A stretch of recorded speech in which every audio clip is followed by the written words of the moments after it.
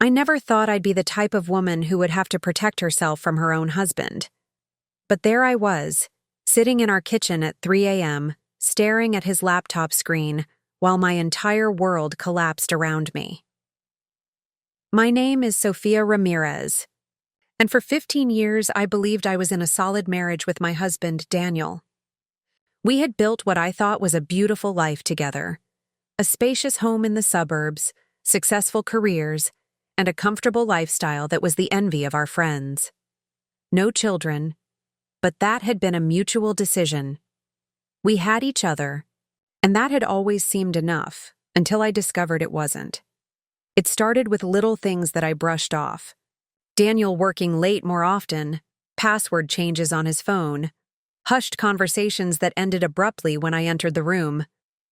I'm not naturally suspicious, but after months of this, I couldn't ignore the knot of dread forming in my stomach. That night, I hadn't planned to snoop. Daniel had fallen asleep on the couch after coming home late again, his laptop still open beside him. I was simply going to close it when I noticed an email from his lawyer. Final divorce strategy, asset division was the subject line.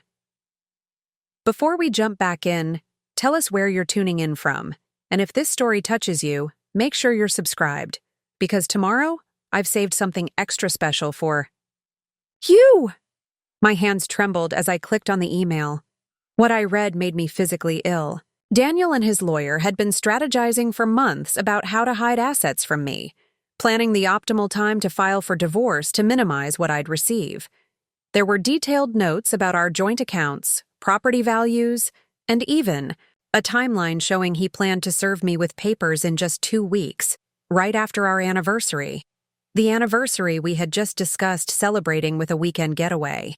The document outlined how he'd been gradually moving money for the past year. How he planned to claim that his business was struggling when it had actually just landed its biggest contract ever.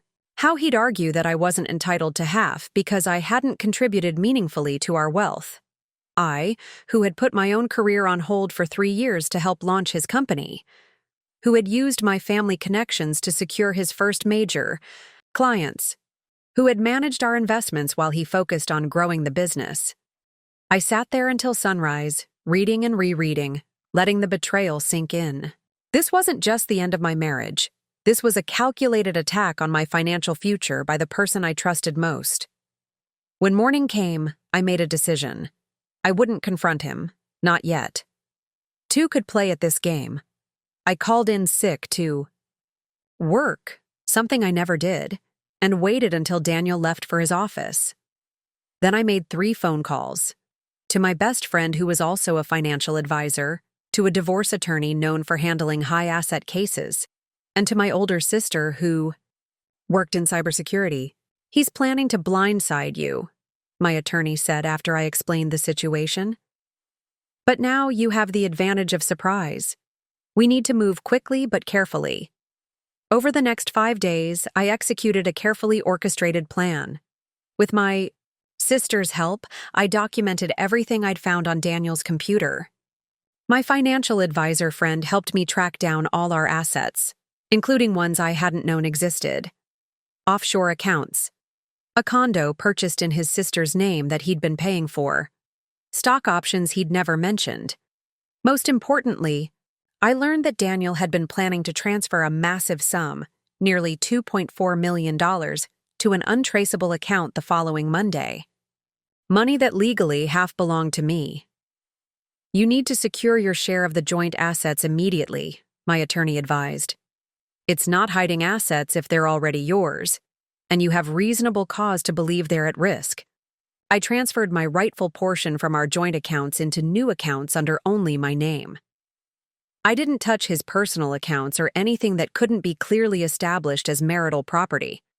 I was angry, but I wasn't going to stoop to his level of deception. I also quietly moved my personal belongings of sentimental value to a storage unit, family heirlooms, photo albums, jewelry from my grandmother. Things that couldn't be replaced and that I feared might mysteriously disappear in the chaos of a divorce. Through it all, I maintained a perfect facade. I made dinner each night. I asked about his day. I even planned details for our anniversary trip, all while knowing it would never happen. Then exactly 1 week after my discovery, Daniel came home earlier than usual. His face was ashen, his eyes wild with panic. "The money," he stammered, not even bothering with a greeting. "It's gone." "Did you—" He stopped himself, clearly realizing he couldn't ask me about money I wasn't supposed to know about. I looked up from my book, The Picture of Innocence. "What money, honey?" He fumbled for words. There's been some kind of banking error. A lot of money is missing." "That's strange," I said calmly. "Have you called the bank?" "They said—" He swallowed hard.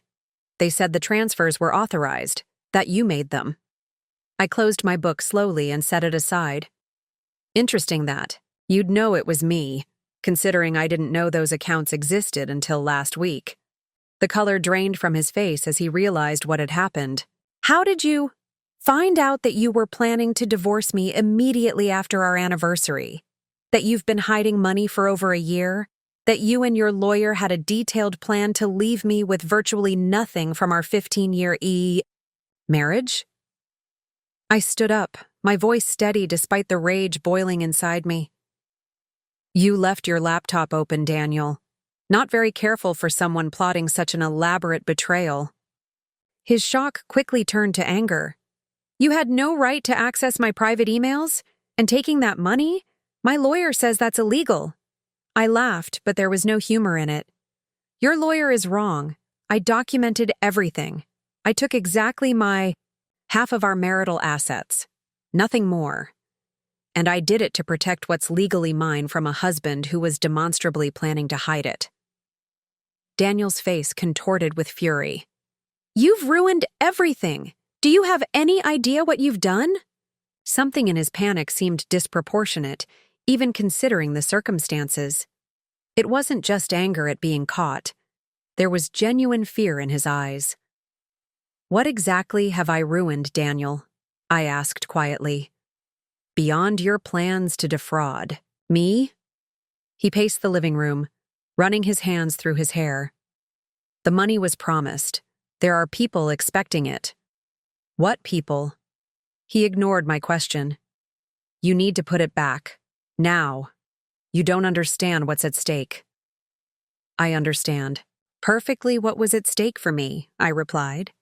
"My entire financial future that you were planning to steal."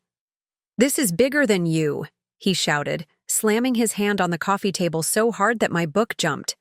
"That money it wasn't all for me." A cold realization began to dawn on me. "Daniel," I said slowly, "what exactly have you gotten yourself involved in that requires $2.4 million by Monday?" His phone rang before he could answer. He checked the screen and his face went white. He moved to the kitchen to take the call, but I could still hear his side of the conversation. I know. There's been a complication. No, I can fix this. Please, just give me until Friday." "No, don't." The call ended abruptly. When Daniel turned back to me, there was something I'd never seen before in his eyes. Fear. Preparing and narrating this story took us a lot of time, so if you are enjoying it, subscribe to our channel. It means a lot to us. Now back to the story. "Who was that?" I demanded. Daniel sank into a chair, suddenly looking defeated. "You need to understand something, Sophia. That money wasn't just for the divorce. I owe people. Dangerous people." "What are you talking about? We don't have debts." Our financial management had always been impeccable, or so I'd thought. "Not traditional debts," he said, his voice barely above a whisper. "I made some investments. They didn't pan out. I borrowed to cover the losses." "You borrowed $2.5 million from dangerous people?" I couldn't keep the disbelief from my voice. What kind of investments require that kind of loan? He wouldn't meet my eyes. The kind that promise returns too good to be true. Slowly, the pieces began to click into place. The late nights, the secrecy, the urgent need for cash. You got involved. In something illegal, didn't you? My voice was flat. His silence was all the confirmation I needed. So the divorce, was it real, or just a cover to explain why you suddenly needed to liquidate everything? Both, he admitted after a long pause. I do want out, Sophia. I have for a while. But I needed the money too. I thought I could solve both problems at once. The sheer calculated coldness of it stole my breath. Not only had he planned to leave me, but he'd intended to use me as a shield against whatever trouble he was in. These people, I said finally. What will they do if you don't pay? Daniel looked up at me, his eyes hollow. I don't think you want to know. Want to know. My phone buzzed with an incoming text. It was from my sister. Got more info, call me ASAP. I stood up, strangely calm despite everything crumbling around me. I'm going out, don't wait up. Sophia, please. Daniel reached for my arm. You need to give back the money. It's not safe. I jerked away from his touch. You've lost the right to tell me what I need to do. I grabbed my purse and keys, leaving him standing in our living room looking broken. But as I reached the door, a thought stopped me. I turned back. One thing I don't understand. Why wait until after our anniversary? If you've wanted out for a while as you claim, why plan that trip at all? His answer chilled me to the bone. The life insurance policy, he said quietly. The one we took out last year. There's a contestability period of 1 year before it pays out the full amount without investigation. That period ends the day after our anniversary. I stared at him, the implication hanging in the air between us. You were never planning to divorce me at all, were you, Daniel? The silence that followed told me everything I needed to know. I walked out the door without looking back, my mind racing. The man I'd loved for 15 years hadn't just planned to leave me penniless. He'd considered something far worse. As I drove away from our home, my phone rang. It was my sister. Sophia, where are you? Her voice was urgent. Leaving the house. Daniel's involved in something bad. Really bad. I know, she said grimly. That's why I'm calling. Those accounts you found? I traced the connections. The people he's involved with, they're not just dangerous, they're killers. My blood ran cold as I checked my rearview mirror, suddenly paranoid. And there's something else, she continued. Those transfers Daniel was planning to make? They weren't going to those people. They were going to a woman named Vanessa Reyes. I nearly swerved off the road. Vanessa? His ex from college? Are you sure? Positive. And Sophia? She purchased a ticket to Belize, one way, departing next Tuesday. The day after Daniel was planning to pay her? I whispered. Yes, and there's more. I found messages between them going back 18 months. My grip tightened on the steering wheel. He's been having an affair. Yes, and they've been planning this together. All of it. As I processed this final betrayal, headlights flashed in my rearview mirror. A black SUV was gaining on me fast. Too fast. Someone's following me, I said, my heart pounding. Where are you? My sister's voice sharpened with alarm. Just turned. Onto Riverside Drive, heading east. The police station is 3 miles ahead. Drive there now. I'm calling 911. I pressed the accelerator, but the SUV matched my speed, drawing closer. My phone beeped with an incoming call. Daniel. I ignored it. The SUV was right behind me now, so close I couldn't see its headlights in my mirror anymore. Then, with a jolt that threw me forward against my seatbelt, it rammed into my rear bumper. They're hitting my car, I shouted to my sister. Keep driving. Don't stop. I swerved to avoid another hit, but they anticipated my move. The impact sent my car spinning toward the guardrail. Metal screeched against metal as I fought to regain control. The SUV backed up, positioning for another ram. Through the passenger window, I caught a glimpse of the driver. It wasn't some anonymous thug. It was Vanessa Reyes. Time seemed to slow as I processed what I was seeing. My husband, the man who had held me through my father's funeral, who had nursed me through pneumonia last winter, who had promised to love me until death, was actively trying to run me off the road. Sophia? Sophia!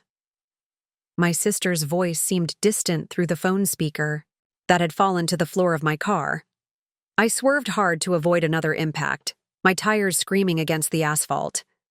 My mind raced faster than my car. If I could just make it to the police station, but the SUV cut me off, forcing me toward an exit ramp. I had no choice but to take it or crash. I'm being forced off Riverside, I managed to shout toward my phone. Industrial District exit! I heard my sister relaying the information to someone, presumably 911, as the SUV continued herding my car like a predator with prey.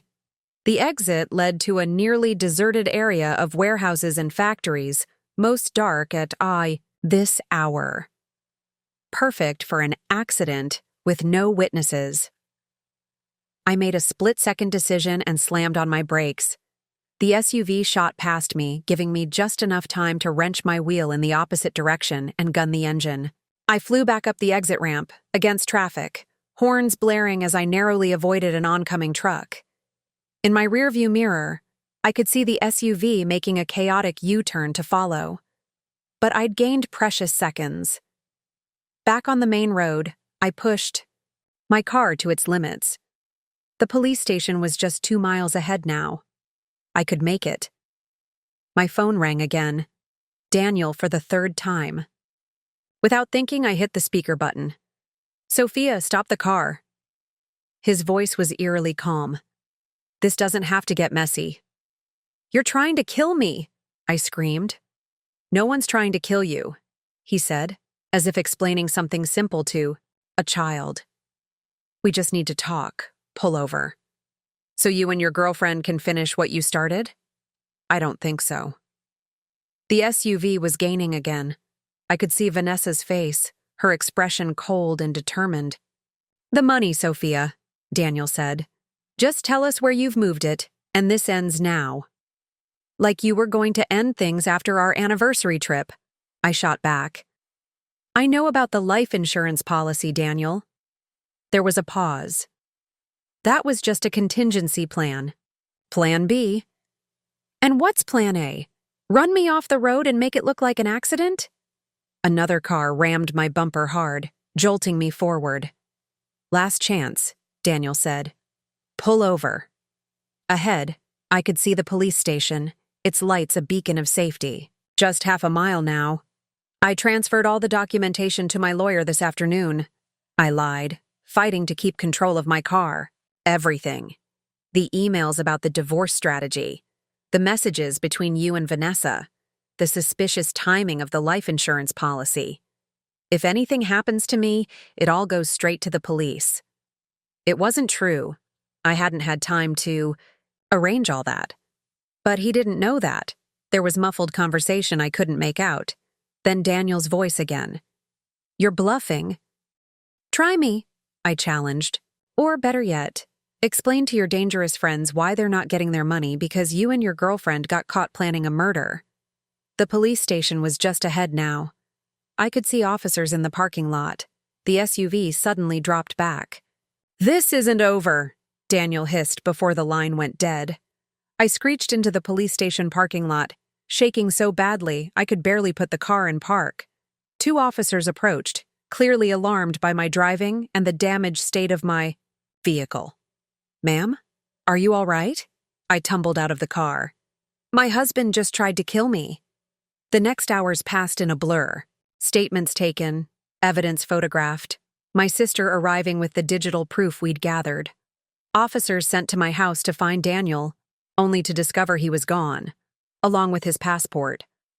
By morning, there was an APB out for both Daniel and Vanessa. My car was impounded as evidence. I was placed under police protection at a hotel, advised not to return home or go to work until they were apprehended. How did I not see this coming? I asked my sister as we sat in the sterile hotel room, exhaustion setting in as the adrenaline faded. 15 years and I never suspected. She squeezed my hand. Because normal people don't suspect their partners of plotting murder. You trusted him because that's what marriage is supposed to be. My phone buzzed with a text from my attorney. Meeting with financial forensics team tomorrow at 10. They've found more accounts, more lies, more deception. How deep did this go? I should have felt grief over the death of my marriage, but all I felt was a cold, calculated anger. Daniel hadn't just betrayed me emotionally, he'd tried to end my life. What happens now? I asked the detective who'd been assigned to my case when she came to check on me at the hotel. Detective Reyes, no relation to Vanessa, thankfully, looked at me with sympathetic but hard eyes. Now we find them. Border Patrol has been alerted. Their passports have been flagged. It's only a matter of time. And the money?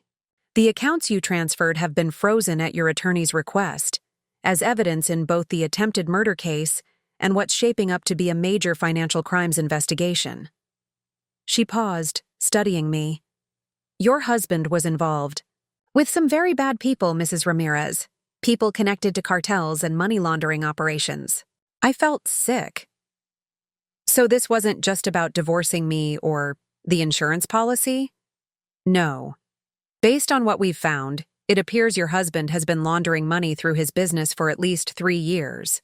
When some funds went missing, we believe Ms. Reyes helped herself to, he found himself in debt to his criminal associates. The divorce and insurance scheme seems to have been his way out. 3 years. While I was planning anniversary trips and family holidays, my husband had been embedded with criminals. There's something else you should know, Detective Reyes added, her voice softening slightly. The night you discovered the divorce plans and moved your assets, your husband made a phone call to a burner phone we've linked to a known hitman. My blood ran cold. The timing of the life insurance policy, that phone call, and the planned divorce filing. Mrs. Ramirez, I don't say this lightly, but by discovering those emails when you did, you likely saved your own life. I didn't sleep that night. Every time I closed my eyes, I saw Daniel's face in that SUV, watching coldly as Vanessa tried to run me off the road. The man I'd built a life with had been planning my death. 2 days later, there was a breakthrough. Vanessa's credit card had been used at a motel just outside of Laredo, Texas, less than an hour from the Mexican border. We've got units headed there now, Detective Reyes informed me, but there's a complication. What kind of complication? I asked. The dangerous people your husband owes money to? Our informants say they're looking for him too, and they're closer to finding him than we are.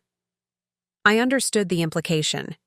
If Daniel's criminal associates found him before the police did, we might never get answers or justice. There's something else, the detective continued, looking uncomfortable for the first time since I'd met her.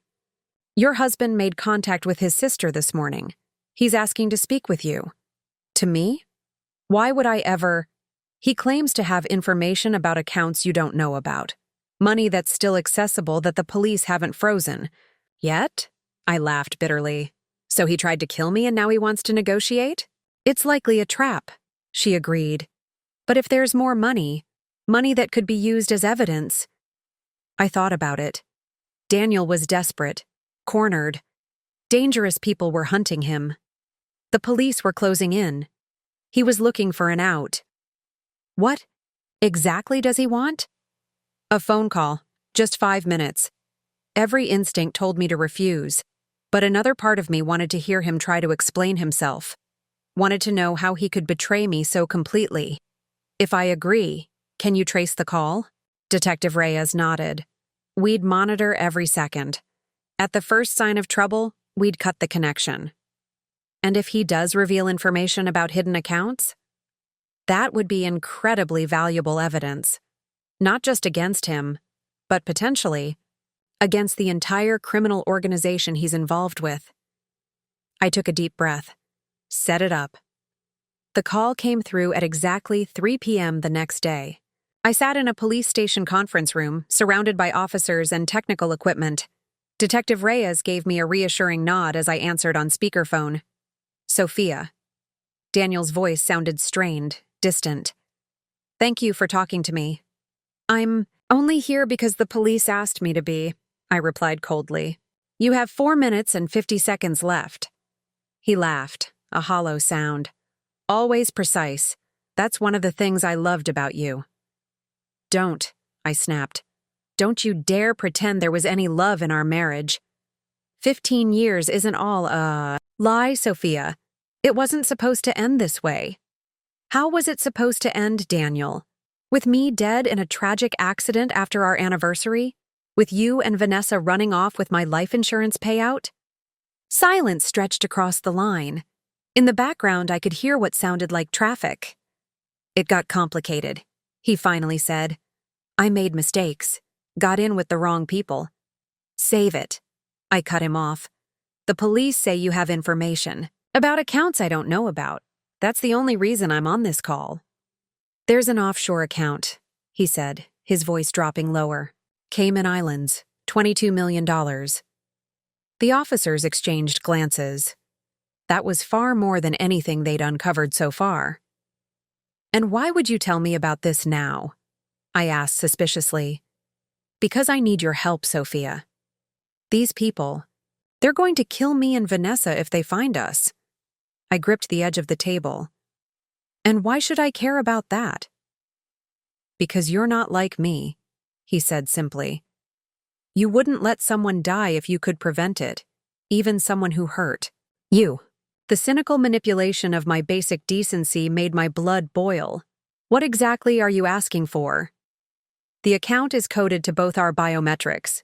I can't access it without you, and you can't access it without me. That's why I never included it. In the divorce strategy, I was going to force you to sign off on it after. A chill ran through me. After what? He ignored the question. I need you to meet me, in person. We go to the bank together, withdraw the money, and I give you half. 10 million. More than fair. More than fair? I repeated incredulously. You tried to kill me. That was Vanessa's idea, he said quickly. I never wanted. You were in the car. I know. He backpedaled. It was wrong. All of it was wrong. But Sophia, I'm desperate. These people, they've already found Vanessa's sister. They're sending us pictures, warnings. Detective Reyes slid a notepad toward me with a hastily scrawled message. Keep him talking. Trace narrowing. Even if I believed you about this account, which I don't, I said, forcing my voice to remain steady, why would I risk meeting you in person? Because $10 million is life-changing money, and because deep down, you want answers. Real ones, not just whatever conclusions you've jumped to. He was right about one thing: I did want answers, but not enough to walk into an obvious trap. Where is this meeting supposed to happen? I asked, buying time. There's a private airfield outside the city. I've chartered a plane. We fly to Grand Cayman together, make the withdrawal, split the money, and go our separate ways forever. Detective Reyes was writing furiously on her notepad. Almost got him. 30 more seconds. When? I asked. Tonight. 8 p.m. That's impossible. It has to be tonight, Daniel insisted, an edge of panic in his voice. These people, they're close. I can feel it. A tech officer gave Detective Reyes a thumbs up. Got a location, she mouthed silently. I need time to think about this, I told Daniel. There is no time, he snapped. 8 p.m. Sophia, the old municipal airfield. Come alone or don't come at all. The line went dead. Detective Reyes was immediately on her radio. All units, subject located at the Border View Motel, room 114. Approach with extreme caution. Suspect is considered armed and dangerous. She turned to me. We've got him. We'll have them both in custody within the hour. I should have felt relief. Instead, I felt a nagging doubt. What if he's telling the truth about the offshore account? If it exists, we'll find it through conventional financial investigation, she assured me. But I'd bet my badge it's a lie to lure you out. I nodded, wanting to believe her, but something about Daniel's desperation had seemed genuine. My phone buzzed with an incoming text from an unknown number. I opened it to find a GPS location and 2 words. Plan C. Before I could show it to Detective Reyes, shouting erupted from the radio. Shots fired. Shots fired at Borderview Motel. Officers down, requesting immediate backup. The room exploded into activity. In the chaos, I slipped the phone back into my pocket, that 2-word message burning in my mind. Plan C. What had I missed? And in the passenger seat beside her, his face illuminated by the dashboard lights, sat my husband. The chaos at the police station continued as officers rushed to respond to the shooting. I slipped into a quiet corner and looked at my phone again. The GPS coordinates led to a location about 30 miles outside the city, a secluded area near a lake where Daniel and I had once picnicked during happier times. Plan C. Daniel and I had always joked about having backup plans. Plan A was the ideal scenario. Plan B was the contingency if things went wrong. But Plan C was our nuclear option, the last resort when everything else had failed. I didn't believe for a second that Daniel wanted to reconcile or that he truly intended to split any money with me. But what if there really was an offshore account? What if there really was a way to access funds that could change my life after everything he'd put me through? More importantly, what if this was my one chance to get real answers? Detective Reyes rushed back into the room. Her expression grim. 2 officers wounded, the motel manager is dead, and Daniel and Vanessa are gone. Gone? How? They escaped during the initial gunfire. We think they had help. She ran a hand through her hair. The room was already empty when our officers breached it. The shots came from another unit. Professional. Help? I asked, thinking of the dangerous people Daniel owed money to. Looks that way. She studied me carefully. Mrs. Ramirez, I need to ask you something important. Did Daniel try to contact you after our call ended? I hesitated, the phone heavy in my pocket. I should tell her about the text. About Plan C. But something held me back. No, I lied. Nothing.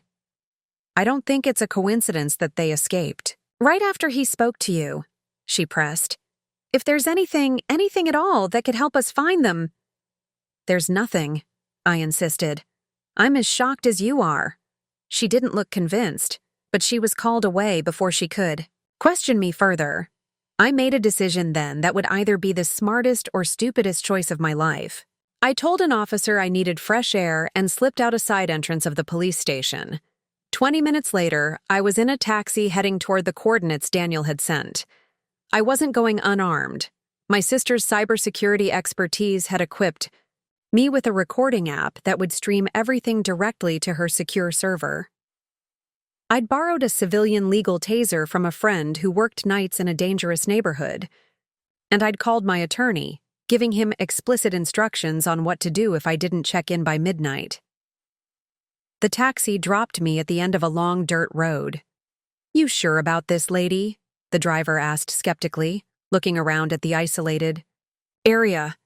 I'm meeting friends for a lakeside birthday surprise, I lied smoothly. They're already here. As the taxi disappeared down the road, I activated the recording app and began walking. The path was familiar. Daniel and I had hiked it many times over the years. It led to a small clearing overlooking the lake, private and shielded from the main recreation areas. As I approached the clearing, I spotted a parked car I didn't recognize and tensed. But no one was inside. Hello? I called out, one hand on the taser in my pocket. Silence. Then footsteps behind me. I whirled around to find Daniel standing there, alone.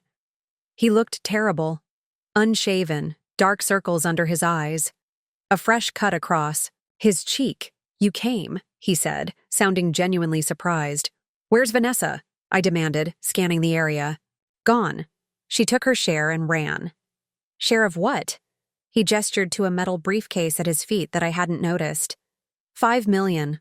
All I could access without you." I kept my distance. "So there really is an offshore account?" "Yes." 22 million, just like I said. But I need your biometric signature to access the rest. "Why should I believe anything you say? You tried to kill me, Daniel." He winced. "I need you to listen very carefully, Sophia. What I'm about to tell you is going to sound insane, but it's the truth." "I'm listening," I said warily. "I'm not who you think I am. I'm not who anyone thinks I am." He took a deep breath. "I've been working undercover for the past 4 years. I stared at him. "Undercover? As what? A criminal?" "As an informant for the DEA, he said quietly. "My company was approached by a cartel front for money laundering. Instead of rejecting them, I went to the authorities. They asked me to play along, to gather evidence from the inside." I laughed in disbelief. "You expect me to believe you're some kind of hero? After everything?" "No, not a hero," he said, shaking his head. "I made terrible choices. But the divorce papers, the offshore accounts, they were all part of establishing my cover. I needed the cartel to believe I was fully committed to their operation." "And Vanessa? Your affair? Was that establishing cover too?" He looked away. "Vanessa is also DEA.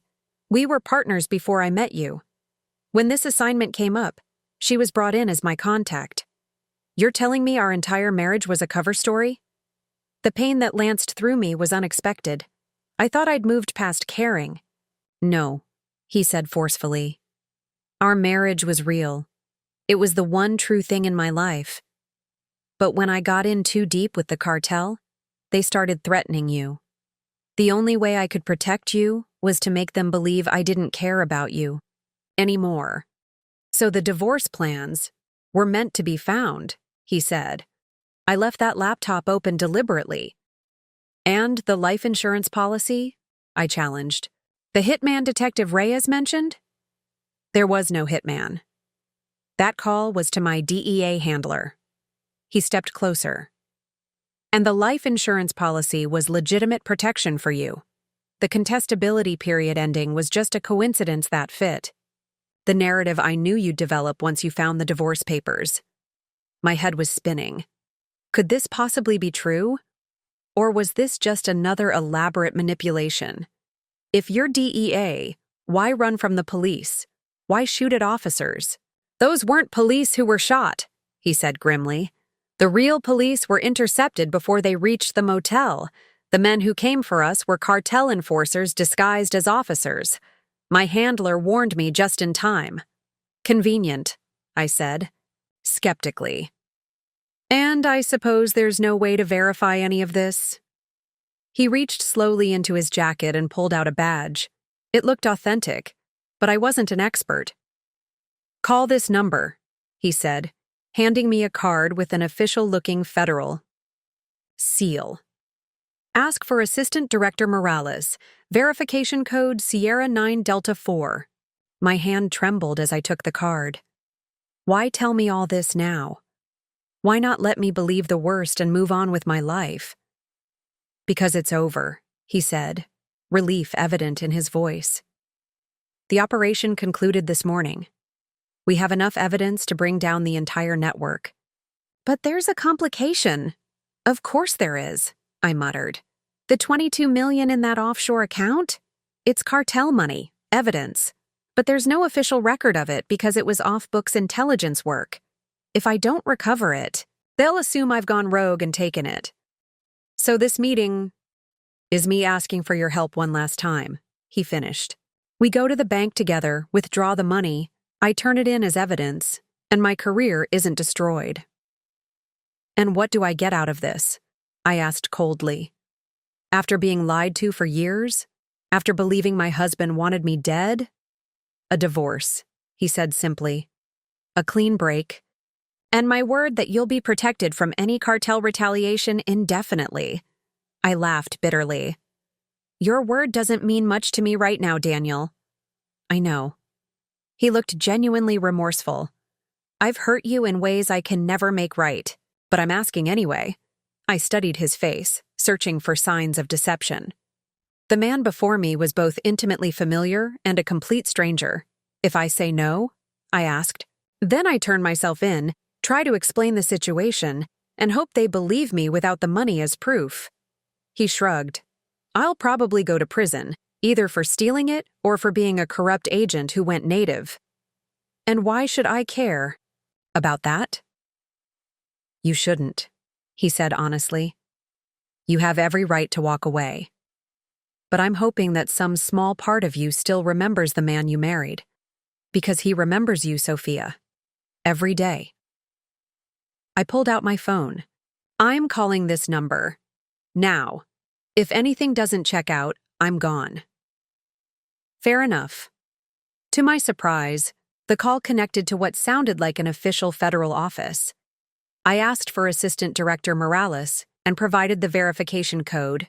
After a brief hold, a stern female voice came on the line. This is Morales. Who am I speaking with? Sophia Ramirez, I said, watching Daniel's face carefully. There was a pause.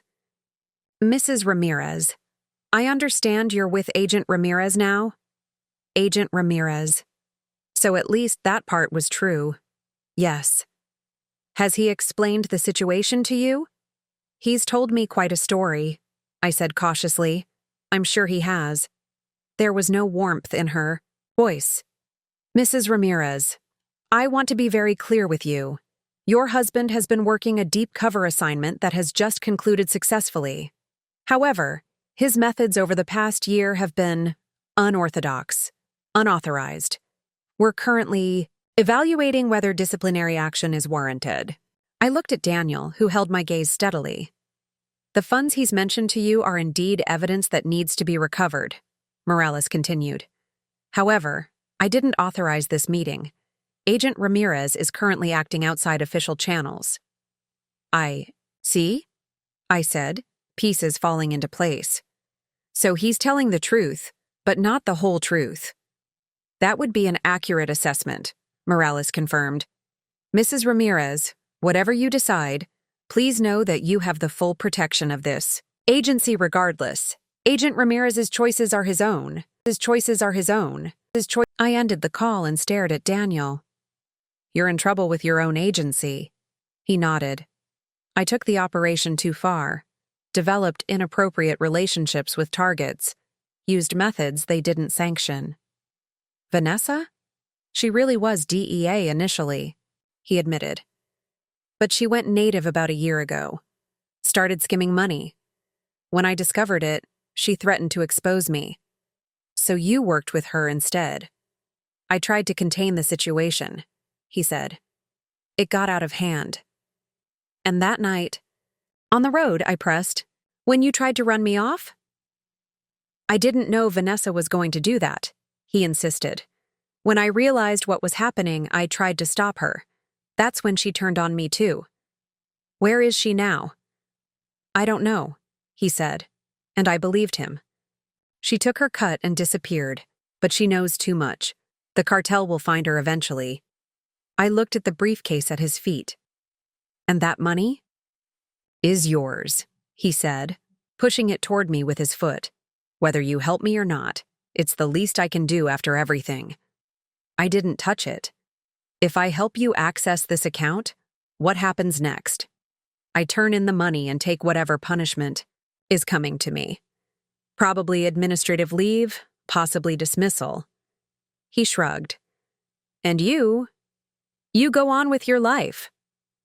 Without you, I clarified.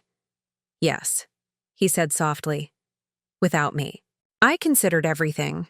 The lies, the betrayal, the fear I'd lived with. But also the 15 years before that. The man I thought I knew. One condition, I said finally. Name it. I want immunity. written immunity from any criminal charges related to the money I've already moved. And I want the frozen accounts released. That's reasonable, he nodded. I'll make it happen. And I want the truth, I added. All of it. Not just what's convenient for you to tell me. You deserve that, he agreed. Where do you want to start? Did you ever love me?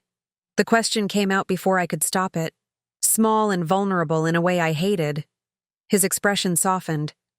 That was never fake, Sophia. It's the one thing in this mess that was always real. I wanted to believe him. Despite everything, some part of me wanted that to be true. The plane to Grand Cayman, I said, redirecting the conversation to safer ground. Is that real? Yes. Departing in 3 hours. I took a deep breath. Let's go then. The trip to Grand Cayman was tense and silent. We flew on a small private jet that Daniel explained was owned by a DEA shell company.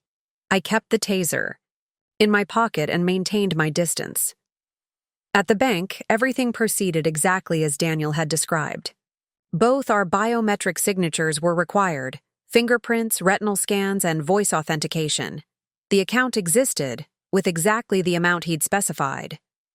How did my biometrics get registered for an account I knew nothing about? I asked, as we waited for the transaction to process. Remember that medical study you participated in 3 years ago? The one that paid $5,000? I stared at him. That was you? That was for this? He nodded. I'm not proud of it. The money. Transferred to a secure federal account with documentation provided to both of us. As promised, Daniel also arranged for my immunity agreement before we left the bank. On the flight back, the silence between us felt different. Less hostile, more melancholic. What will you do now? He asked eventually. I looked out the window, at the darkness below. Start over. Somewhere new. You'll be well taken care of, he said. The settlement I've arranged is more than generous. I don't want your guilt money, Daniel. It's not guilt money, he corrected. It's what you're legally entitled to as my wife, plus compensation for pain and suffering authorized by my superiors. I turned to study his profile. Will I ever know which parts of our life together were real and which were for your cover? Would it help if I told you? He asked softly. I thought about it. Probably not. When we landed, 2 serious-looking individuals in suits were waiting on the tarmac. My escort, Daniel explained. I'll be debriefing for the next several weeks. I nodded, suddenly unsure what to say. How do you end a 15-year marriage that turned out to be partly real and partly fiction? I filed the divorce papers this morning, he said, answering my unspoken question. Uncontested, generous terms. Your lawyer has them already. That's efficient. I thought a clean break would be best. Is that what this is? I asked. A clean break? He smiled sadly. Nothing about this is clean, Sophia, but it's a break. You deserve. As we prepared to disembark, he reached for my hand. I let him take it, one last time. I know you won't believe this, he said quietly, but protecting you was the reason for everything I did. Even the worst of it. I believe you believe that, I replied. It was the most honest answer I could give.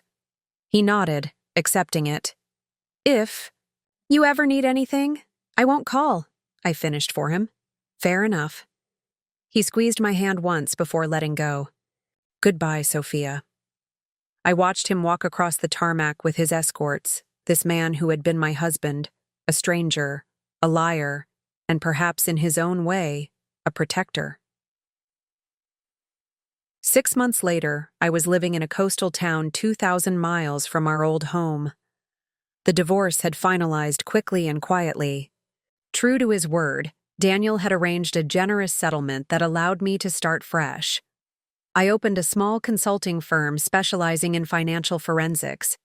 My experience had given me a unique perspective on following money trails and identifying deception, skills that proved surprisingly marketable.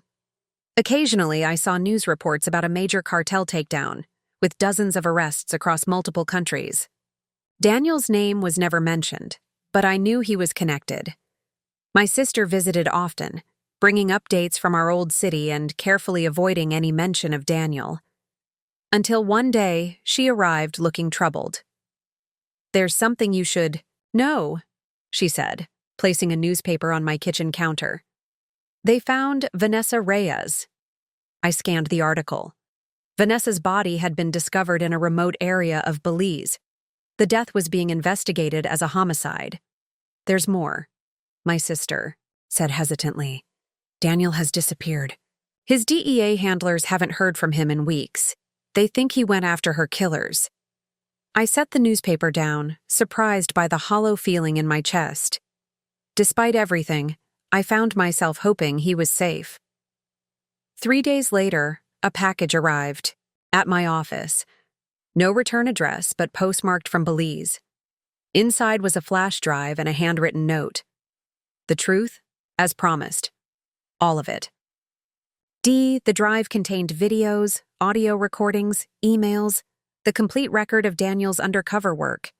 His struggles to maintain his cover while trying to protect me. The gradual corruption of Vanessa as she fell deeper into the criminal world. The moment Daniel realized she was planning to have me killed to eliminate me as a witness. And finally, a video message from Daniel himself, recorded the day before he disappeared. "Sophia," he began, looking directly into the camera. "If you're watching this, I've either succeeded in taking down the people who threatened you and disappeared for good, or I've failed and am no longer alive. Either way, you'll be safe now." He explained how he'd eliminated every connection that could trace back to me, ensuring that no cartel member would ever find me or connect me to him. "I know I don't deserve forgiveness," he continued, "but I hope this gives you the closure you need. The man you married loved you completely. Remember him, not the man I had to become." The video ended. I sat in silence, processing everything. That evening, I walked along the beach as the sun set, thinking about the complex web of truth and lies that had been my marriage, about the man who had both betrayed me and protected me. My phone buzzed, with a text from an unknown number. "Table for one at Le Marin.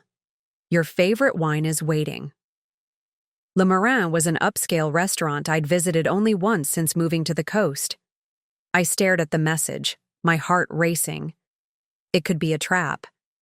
It could be a coincidence, or it could be the one man who knew exactly which wine was my favorite. As I looked out at the endless horizon where the ocean met the sky, I made my decision. Some questions need answers, even if those answers lead to more questions. Some stories don't end with neat conclusions, and sometimes the most unexpected chapter is yet to be written. Up next, you've got 2 more standout stories right on your screen. If this one hit the mark, you won't want to pass these up. Just click and check them out. And don't forget to subscribe and turn on the notification bell so you don't miss any upload from us.